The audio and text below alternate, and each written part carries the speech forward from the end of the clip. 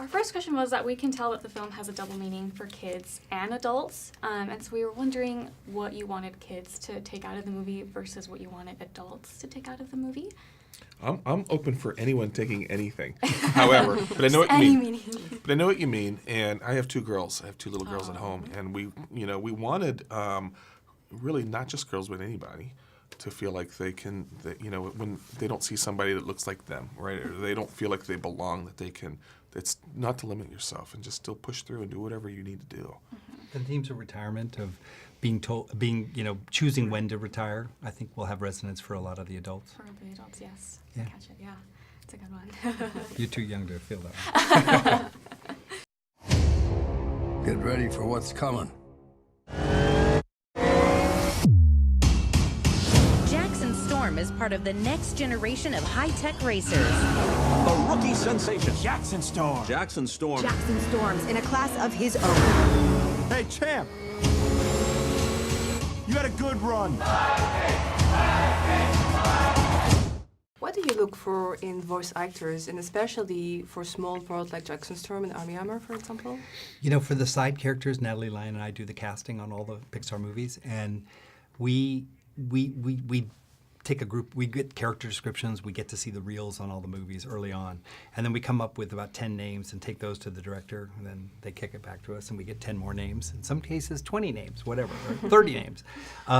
It's important for the side characters that you get it right away, because you don't have a lot of screen time to give a backstory on Jackson Storm or a backstory on Natalie Certain. And when Kerry Washington opens her mouth as Natalie Certain and you hear her voice, you know she's the smartest person in the room, and that was what you wanted out of Natalie Certain. Or Armie is the cocky guy that is younger than McQueen and nipping at his heels. There's always a certain thing you're listening for, so to speak, with their voice. But you're also looking for the person that's going to make the character even richer. Someone that's going to be able to add something and make the character unforgettable. And cut through. Cut through. Yeah. Cutting edge. Because when you take away the face and the body and body language, it's really just the purity of the voice. Just the voice at that point, yeah. So adding on to that, Armie's role as Jackson Storm he's not in the movie a lot, but it's still a very, very prominent role. So what do you think he brought to that role in particular, since it was, minor but still significant? He brought an energy, like Armie has this wonderful, wonderful ability to just keep a smile on his face, even though he's saying this horrible thing to you. And he brought a lot of energy to the role. I mean, you're right, he doesn't have a lot of lines, but it was important that like Kevin said, that those cut through immediately. And he's game for playing around. So a lot of the lines that are in the film were Armie just playing with the lines. Like we know the kind of the thing we want, and we would get that. We would get the line as written. But then Armie would go wait a minute. So I see what you're trying to do. Let me try this. Can I try something? Can I try something?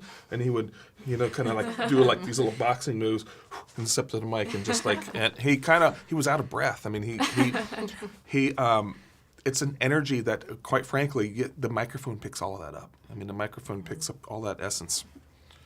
He's also the nicest man in the world, playing one of the more obnoxious guys in the world. Yeah, really is. But he enjoyed every minute of it. Yeah, right. Wow, thank you, Mr. McQueen. You have no idea what a pleasure it is for me to finally beat you. Oh, thanks. Wait, hang on, did you say meet or beat? I think you heard me. We noticed that sometimes in the film the imagery looks really real. So how important was it for you to have that type of very realistic cinematography in the movie? We wanted the audience to feel immersed in this film. I think this franchise, the Cars world, maybe more so than any other Pixar world, can absorb that. We walk outside, you see cars every day. You know what a car is supposed to look like. You know how it's supposed to reflect. You know what it looks like when there's always a little bit of dirt on the bottom, and so it was important to us to make it feel as real as we could, and we always look for almost like a hyper real, whenever we can get away with it, because we wanted this world to feel familiar as much as possible.